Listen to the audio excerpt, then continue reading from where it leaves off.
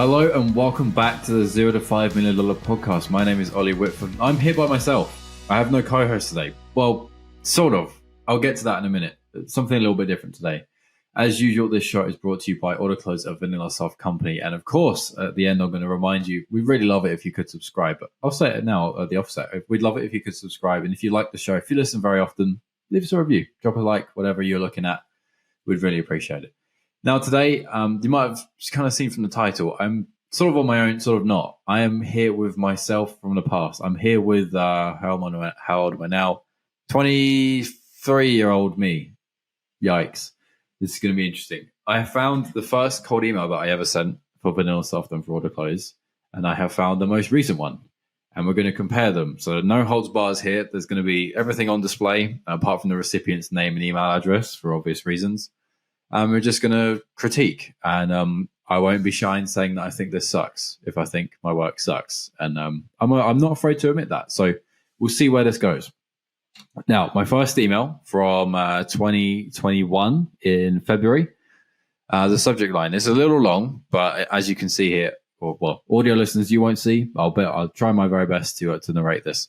Pipeline in 5 minutes per day, and in brackets, not a joke, close brackets. So kind of long for a standard subject line, but not crazy. If it was a little longer, I'd be worried. But in and per day and the number 5 being fairly short, I think I just about got away with it. Maybe the not a joke was a little bit unnecessary. So it starts, hi name or hi Chuck, as in real life, this example. Do you send cold emails like this one? Is my first line. And then a line break. What you don't see is that I'm able to send you this email along with several follow-ups by spending 5 minutes each day in our tool, Autoklose. The name gives away what we use it for, automatic pipeline, helping us close more deals. And of course, the close being a capital K because Autoklose is spelled that way. Here's a very quick video to show you how I can do this. If you can imagine yourself being able to do this, let's talk, and then embed a video in there and hyperlinked on the quick video words. So my initial impressions, having cast my mind back, I'm not embarrassed, I will say, not too bad. I think it's a little bit kind of generic, you could say. I think I like my first line. It's kind of like when cold callers say, hey, just want to be up front, Gary or whoever, this is a cold call. It's sort of, yeah, we know this is a dance that we're doing here where we're both figuring out whether we want to get off the phone or whether it's going to work or not. So do you send cold emails like this one? Chances are they probably do.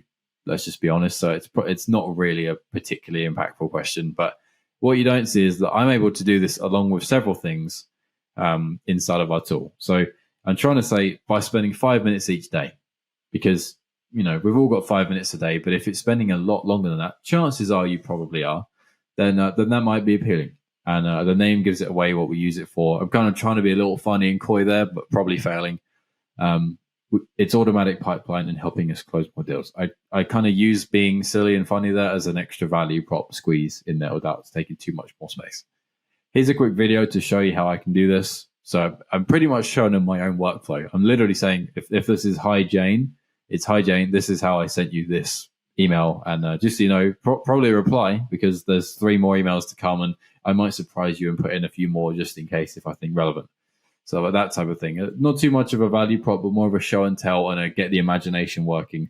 Maybe they don't care is the one thing that comes to mind with that. Maybe why would I care about what some product could do for me? You know, if it's I seem to be getting a lot of ABM vendors, like not the Terminuses, I'm not saying them, but I like them.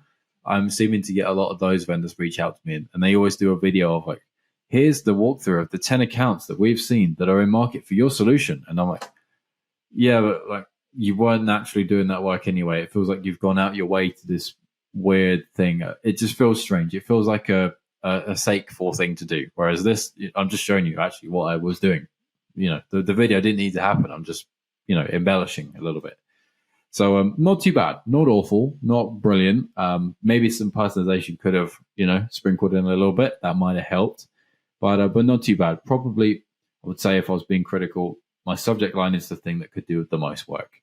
And potentially in my middle piece there, that for audio listeners, it's probably not that obvious, but the middle piece could be a bit long. Could be. It's definitely going on several lines of your phone screen at least, or on your laptop, on your desktop, full screen mode. It's probably 2 lines plus, depending. So to read that again, it's going to take me a second to read it, and that's how you'll know how long it is. What you don't see is I'm able to send you this email along with several follow-ups by spending 5 minutes each day in our tool, Autoklose. The name gives away what we use it for: automatic pipeline and closing more deals. So it took me a couple breaths in there to even say the first whole sentence, and that tells me it's a little long. I should have had some commas and shortened it. So just that's a good, valid test to do. Read your own email aloud and see if you can actually say it. If that was any longer, I probably have had to say, you know what, that's far too long. I can't say that properly. So how the hell can they read that properly? So that's email one. And now we fast forward back to 2023. Welcome back. Brand new. So I emailed Sean because why not? I miss him. He's not here to help me out. It's just me talking. So I go something like this. The subject line: how do you manage it? Because Sean, like me, has a little bit of an ego. Don't tell him. And he likes a little bit of a back rub, He likes to feel like he's the guy, as do I, but he likes a little bit of a nudge and, well done, you're really good. So why not tell him, how do you manage it? You must be bloody good to be able to do all the things you do. So I go, hey, Sean, podcaster, general manager, taking demos and hiring reps. I'm not sure how you manage it all, is my first line. Second line: got something which may give you back some time in your week, plus, figuratively, the plus, not the word, for your team. Next line: you likely have a platform to help your reps reach out to their prospects. We've built Autoklose to do this with a few clever tricks to help you get more meetings with prospects, plus contact data too. Last line: would it be worth looking at if your contract with a vendor is running up anytime soon? I should probably reword that because I fluffed up how I even said it. So that last bit probably is the weak point there. So to go through it again, the subject line, probably a little bit weak. It's a bit ambiguous. Doesn't really relate that much to what I've said. It could be easily dismissible. There's no sort of lighthouse moment where you look at it and you want to go toward it type of thing. It's kind of random. So that could probably use some work. For you, the listener, if you don't know Sean's job title, the general manager piece at the start doesn't make a lot of sense, but that is his title. He's the GM of sales, general manager of sales. So I tried to list a few things that he does. He is a podcaster here with me. He is our general manager. He takes demos at times, and he is hiring reps. So I'm trying to say you're a busy dude, and time is of the essence, and we can help you do that. In a long story short. So going through it, got something which may give your team back some time in their week. I'm trying to say I may have something. I'm not promising you that it's going to, treble your productivity, because personally, I can't stand those types of statements. Like, if you could make me do 3 times more work, well, I should already be doing that. Shame on me. And because I don't think that's the case, I think I'm doing enough. I'm doing enough quality and quantity work that that's probably not the case. Ballpark. So I just don't believe those types of statements. And then when you go the other way and you say, we can help you increase a 10% plus ROI, who gets out of bed for 10% extra? Like, unless you're a millionaire, like it's difficult. They're either too believable that it doesn't matter, or it's unbelievable that it's discardable, these stats and statements. Anyway, that's my rabbit hole there. You likely have a platform to help your reps reach out to your prospects. Now, in saying that, I know that we're the type of tool that most people, that they're not coming to a tool like us for the first ever time. There's usually something in place. I feel like that's just an elephant in the room to just get out of the way. Let's not pretend that you've never heard of us before, or you've never heard of anything like it. You most likely have, and it's probably going to be part of the deal. It's probably going to be, well, how do you compare to what we have? Or we're getting rid of this in September. When could we start? Or let's do the conversation a bit closer to that timing. So it's not even, can we meet for 30 minutes for a demo? It's more like, is this a valid thing to discuss at a certain time frame? I'm just looking forward to pipeline in the future, really, with this, was my angle. So I go on to say, we've built Autoklose to do this with a few clever tricks to get more meetings with prospects, plus contact data. Basically, I don't want to give you the whole value prop. I don't want to say, we're the leading provider of la la la la la. It's super boring. No one gives a crap. Everybody hates reading that stuff. It's so dull and boring. Everyone's the best if you'd read all those things. You'd never do anything if you read all those things. So I tried to just say it in the most subliminal, underwhelming way ever. We've built Autoklose to do what I said above. In the quickest way possible, I said to help your team reach out to people. Because when people think of sales engagement, that is basically what it means. If I gave you 5 words, sales engagement, reach out to people, that's 4 words. I'll put a full stop and count it as a word.